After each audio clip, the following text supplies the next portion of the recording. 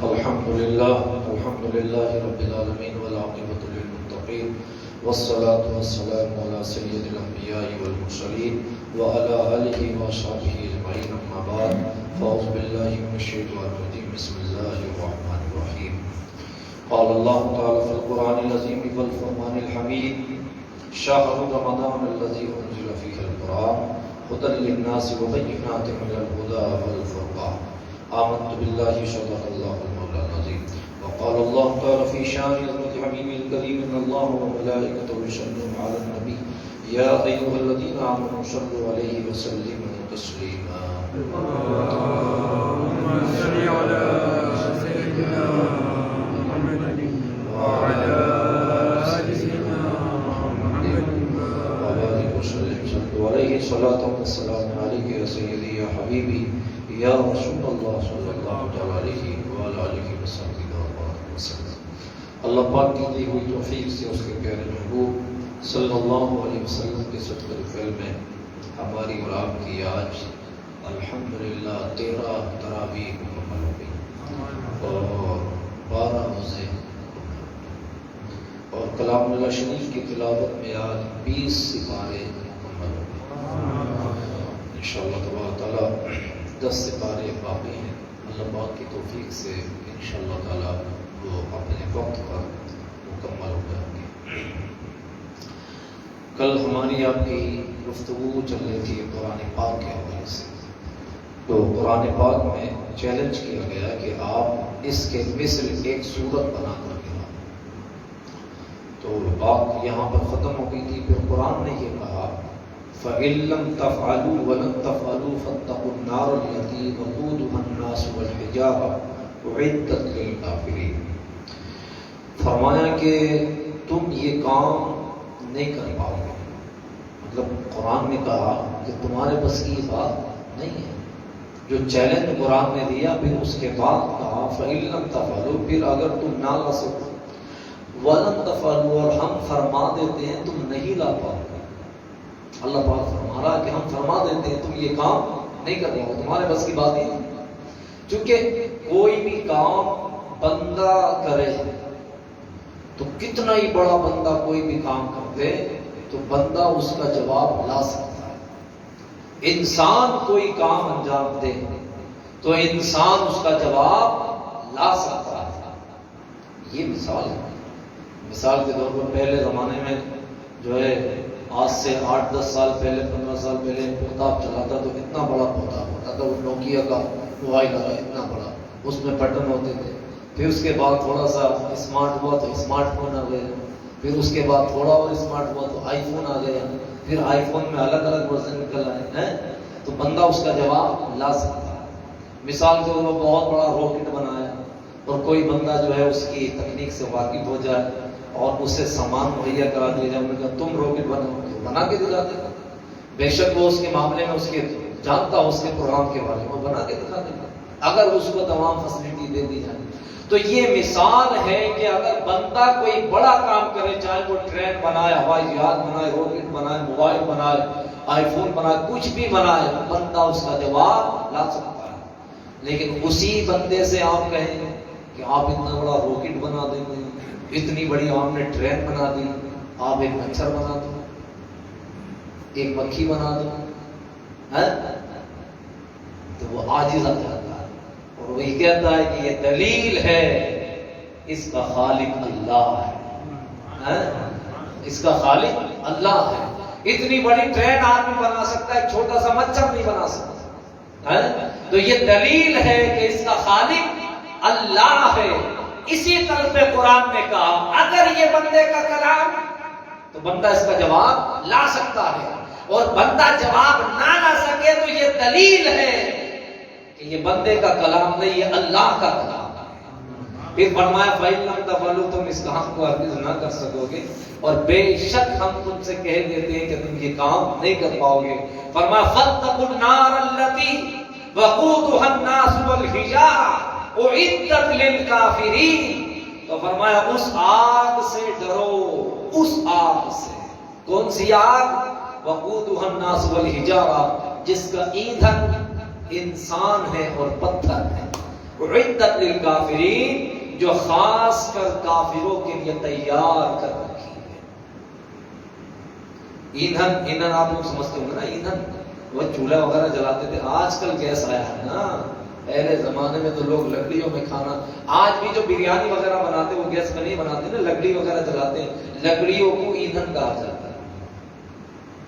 یا آج کے زمانے میں ماڈرن زمانے میں گیس وغیرہ بھی ایندھن بھی شامل ہے، پیٹرول ہے، ڈیزل وغیرہ، یہ سب گاڑی کے ایندھن ہوتے ہیں، سمجھے؟ تو اس آگ سے ڈرو جس کا ایندھن انسان اور پتھر، انسان بھی ہے اور پتھر بھی ہے۔ وہ پتھر کون سے مراد ہیں؟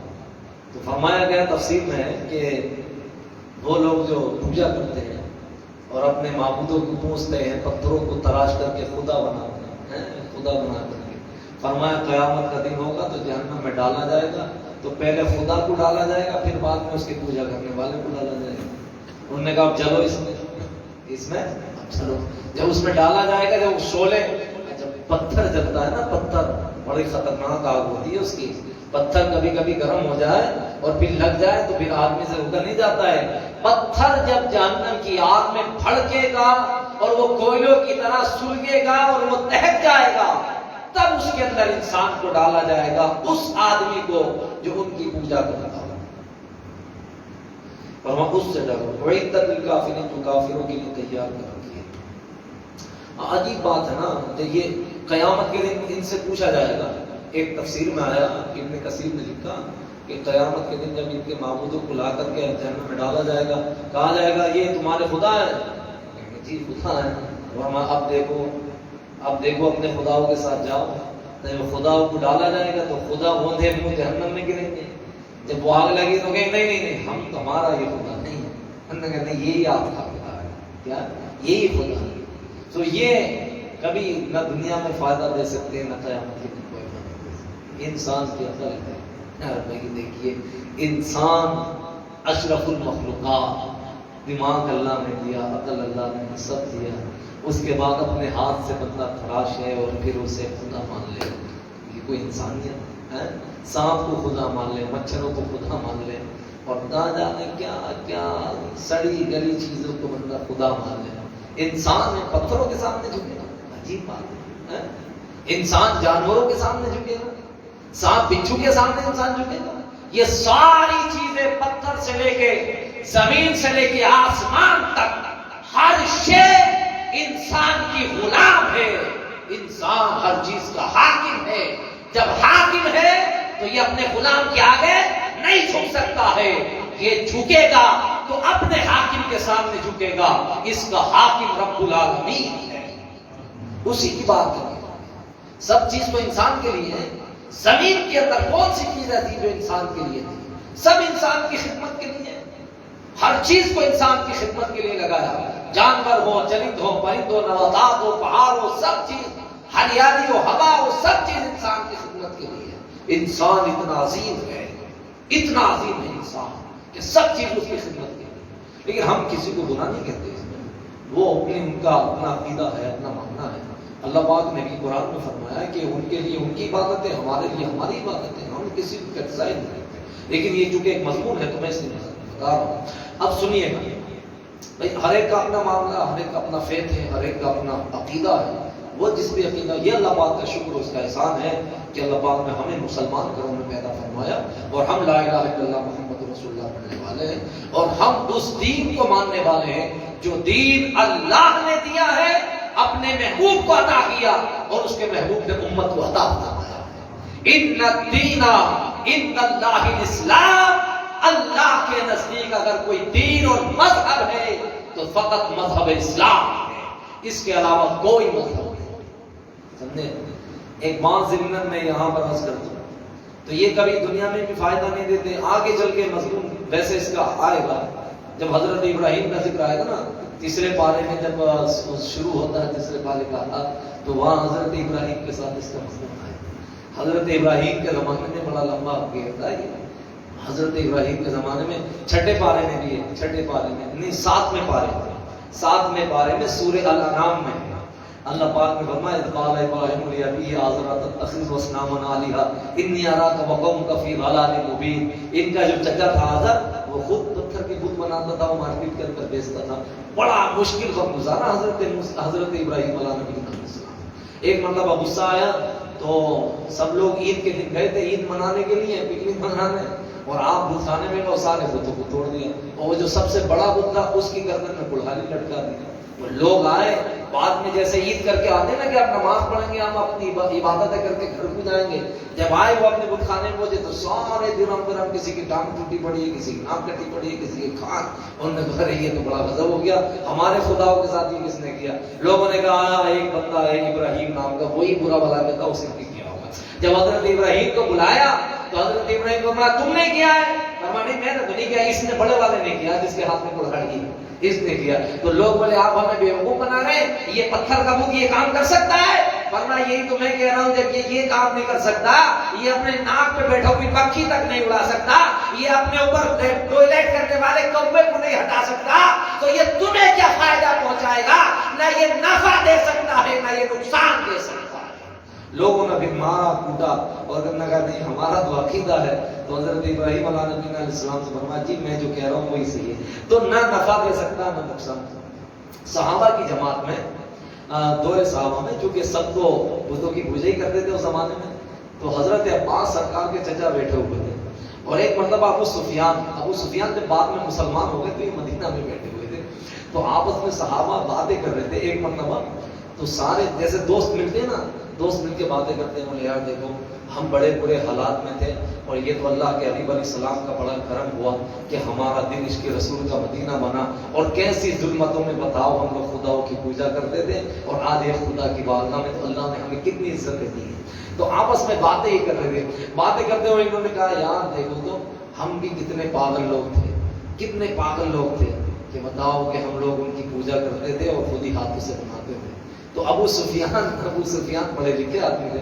ابو سفیان نے کہا کہ بھئی ایسا ہے کہ ہم پوجا اس لیے کرتے تھے کہ ان سے, تو لوگوں نے کہا بھئی ابو سفیان تم تو پڑھے لکھے آدمی تھے, تو تم پوجا کیوں کرتے تھے؟ چلو ہم تو جاہل آدمی تھے.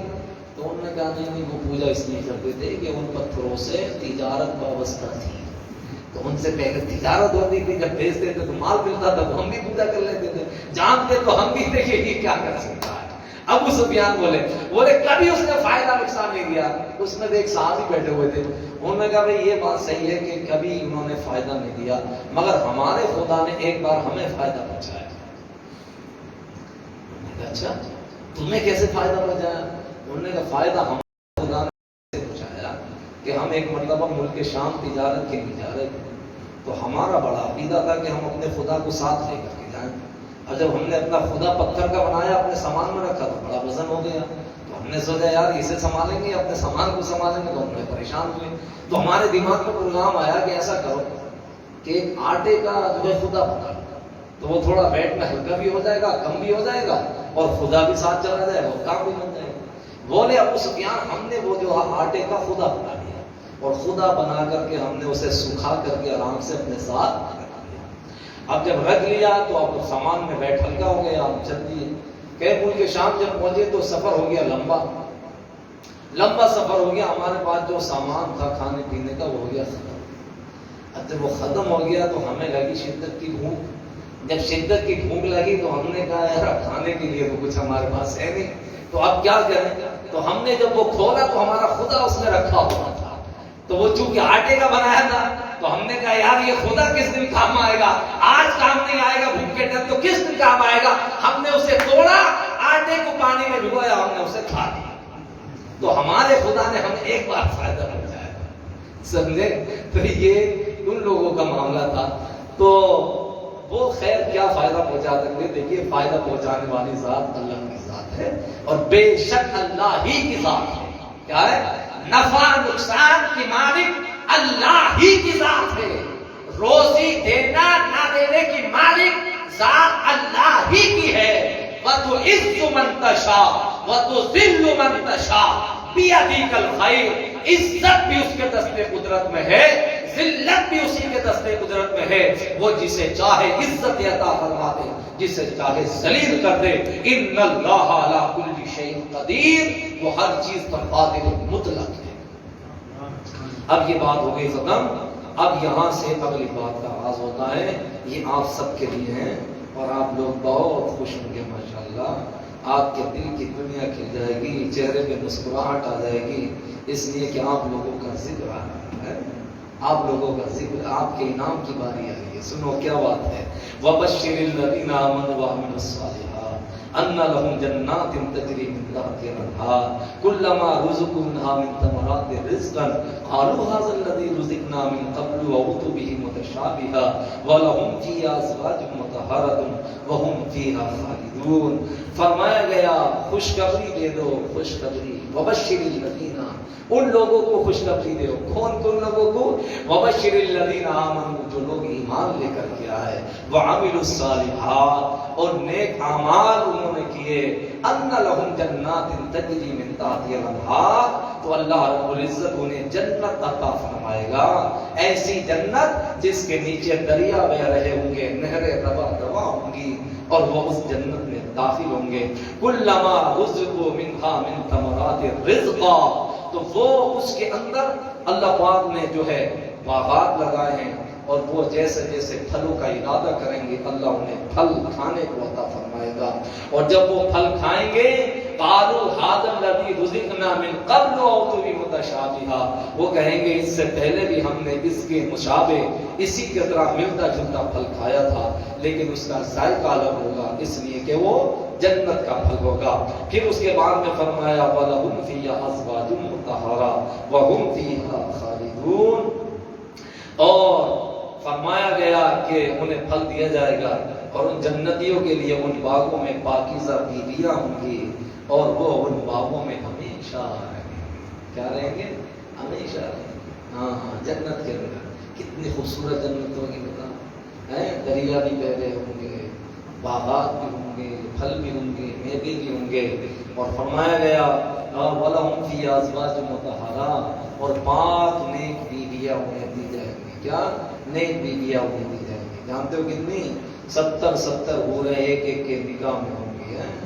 ہاں بہت مزے ہوں گے صاحب, 70 ہورے. لیکن پہلے یہ ہے کہ وَعَمِلُوا الصَّالِحَاتِ بھی ہونا چاہیے, نیک اعمال ہونا, بڑی پٹائی ہوگی اس کے بعد بھیجا جائے گا, ٹھکائی کرنے کے بعد کلیئر کر کے بھیجا جائے گا. ہاں یہ حدیث میں بھی ہے, حدیث شریف میں ہے کہ بندہ اگر گناہگار مرے گا اور مومن مرا, ایمان کے ساتھ دنیا سے گیا, تو پھر اس کا کیا ہوگا؟ تو فرمایا حدیث شریف میں کہ ہاں اس کی پہلے ٹھکائی کر کے اسے صاف سوف کیا جائے گا, اور ٹھکائی کرنے کے بعد جب وہ صاف سوف ہو جائے گا تو جہنم سے نکال کے پھر اسے جنت میں داخل کیا جائے گا. تو ٹھکائی سے پہلے ہی کوشش کرو کہ ٹھکائی ہونے سے پہلے ہی جنت میں چلے جائے. تو ایسی جنت جہاں دریا بہ رہے ہوں گے. تو اب یہاں پر آپ لوگ کہیں گے کہ 70 ہورے ہوں گی, تو یہ جو دنیا میں بیچاری 60 سال 70 سال بیویاں نہیں, ان کا کیا ہوگا؟ یہ ان کا کیا ہوگا؟ یہ کہاں جائیں گی؟ یہ کہاں جائیں گی؟ تو یاد رکھیے ان سے پیچھا نہیں چھوڑے گا, یہ جنت میں بھی ساتھ ہی رہے گی. ہاں کبھی آپ سوچیں کہ یہیں پر ہاں بس چلو آئے بہت کام ختم ہو گیا, نا یہ جنت میں بھی ساتھ ہی ہوں گی. فرمایا جو ایمان کے ساتھ رہیں گی وہ ایمان والوں کے ساتھ ہوں گی. اس میں ہیڈ آف دا ڈپارٹمنٹ کسی کے پاس ہوگا. اب آپ سمجھ سکتے ہیں کیا ہوگا.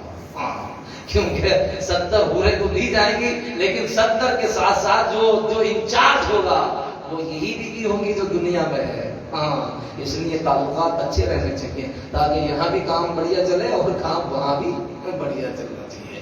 تو یہ ان کے ساتھ حالات ہوں گے.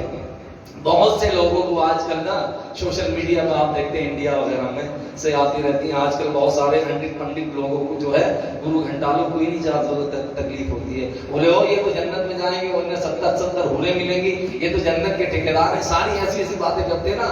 وہ یدی نرسمہ نندن کا ایک وہ ہے گا وہاں کا, وہ بولتا رہتا ہے قرآن کے خلاف. وہی جو کیا نام ہے وسیم رضوی کو اپنے ساتھ لے کر کے ڈوبا, ہم تو ڈوبے سنم تمہیں بھی ساتھ لے کر کے ڈوبیں گے. بتائیے وہ نارائن کیا کہتا تھا؟ قرآن کی 26 آیتوں کو نکال دیا جائے.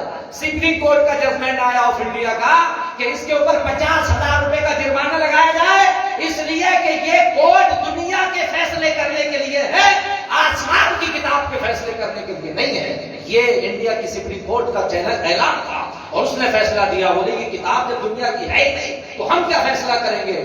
یہ کتاب اللہ کی کتاب کیا ہے؟ اللہ کی کتاب ہے. 50,000 روپے کا جرمانہ لگا. اس کے بعد کیا ہوا؟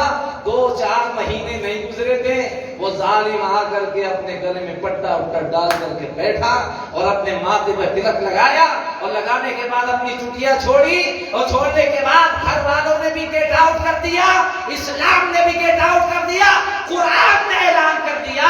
ابے تو کیا قرآن کی آیتیں نکالے گا؟ قرآن ہی تجھے اسلام سے نکال دے۔ ہاں، قرآن کو جس نے نکالنے کی کوشش کی، یہ اسلام سے جس نے بغاوت کی، اسلام دیر نہیں لگاتا اسے گیٹ آؤٹ کرنے میں، 1 منٹ لگا۔ اور پھر کیا ہوا؟ لوگوں نے کہا ارے ان کو تو بڑی سیکورٹی ملی اور یہ ملا، اور 15 دن نہیں گزرے، 15 دن مشکل سے 15 دن نہیں گزرے، ہریدوار میں جانے کے بعد جناب ہریدوار میں پہنچے اور وہاں ہیڈ اسپیچ دی اور پولیس نے گرفتار کیا اور آج جیل کے اندر چکی پیس رہے۔ جیل میں بیٹھے ہوئے، جیل میں بیٹھے، اور جن کے لیے وہ خاطر اسلام کو چھوڑا، سب کچھ چھوڑا، وہ آج کوئی پوچھنے والا بھی نہیں ہے۔ تو یاد رکھو، قرآن نے کہا نا یہ تمہارے دوست نہیں ہو سکتے ہیں، یہ کبھی تمہارے دوست نہیں ہوں گے، تم اپنی باتیں انہیں مت بتاؤ، جب تم ان کے قریب جاؤ گے تمہیں ذلیل کریں گے۔ یہ اسلام ہی ہے جو تمہیں عزت دے گا، یہ اسلام ہی ہے جو تمہیں بلندی اور طاقت عطا فرمائے گا۔ تم ان کے پاس جاؤ گے اسلام چھوڑ کر کے تو ذلیل اور رسوا کر دیں گے، تمہیں پوچھنے والا بھی کوئی نہیں ہوگا۔ اگر عزت چاہتے ہو تو اسلام ہی کے ہو کر کے رہو، اگر عزت چاہتے ہو تو قرآن ہی کے پابند رہو۔ اللہ رب العزت کے اس کلام کی اتنی پاور، یہ ابھی کی بات ہے، آپ سب نے دیکھا ہوگا، جانتے ہیں آپ لوگ نا اس وسیم رضوی کے بارے میں، الحمدللہ۔ اور وہ ویسے بھی شیعہ کمیونٹی سے بلونگ کرتا تھا، اہل سنت والجماعت کے نزدیک تو وہ پہلے ہی اسلام میں داخل نہیں تھا۔ ہمارے یہاں تو فتویٰ ہے، ہمارے فتوے کی روشنی میں تو وہ پہلے اسلام میں داخل نہیں تھا، اس کا عقیدہ تو پہلے ہی سڑا ہوا گندا تھا۔ یاد رکھیے گا، تاریخ اسلام اس بات کی گواہ ہے کہ آج تک 14 صدیاں گزر گئی مگر کسی اہل سنت والجماعت کے جوان یا بچے یا بوڑھے نے بھی، پاگل سے پاگل بھی ہوگا، تب بھی نہ اس نے اسلام کے خلاف کوئی بات کی ہے، نہ اس نے قرآن کے خلاف کوئی بات کی ہے۔ جب بھی آپ اسلام کے دامن میں دیکھیں گے، یا تو کوئی وہابی ہوگا یا سلفی ہوگا یا کوئی قادیانی ہوگا یا کوئی شیعہ ہوگا، کبھی اہل سنت والجماعت کو نہیں دیکھیں گے۔ کیوں؟ اس لیے کہ ان کی خواہشات بے لگام ہیں اور ہماری خواہشات اس کے رسول میں گرفتار ہوتی ہیں۔ ہم کبھی اس طرح کے، ہمارے نہ بچے، ہماری کمیونٹی کے کبھی کوئی 14 صدیاں، ایک تاریخ، ایک مثال آپ نہیں دکھا سکتے کہ کسی سنی مسلمان نے اس طرح کا کام کیا ہو، یا جوان نے یا کسی بوڑھے نے یا بچے نے، نہیں، الحمدللہ۔ اس لیے کہ ہم سب کچھ مانتے ہیں اور حضور کے ساتھ عشق جو ہمارا ہے تو وہ اتنا ہے، انہیں جانا انہیں مانا، نہ رکھا خیر سے کام، للہ الحمد میں دنیا سے مسلمان گیا، وآخر دعوانا الحمدللہ۔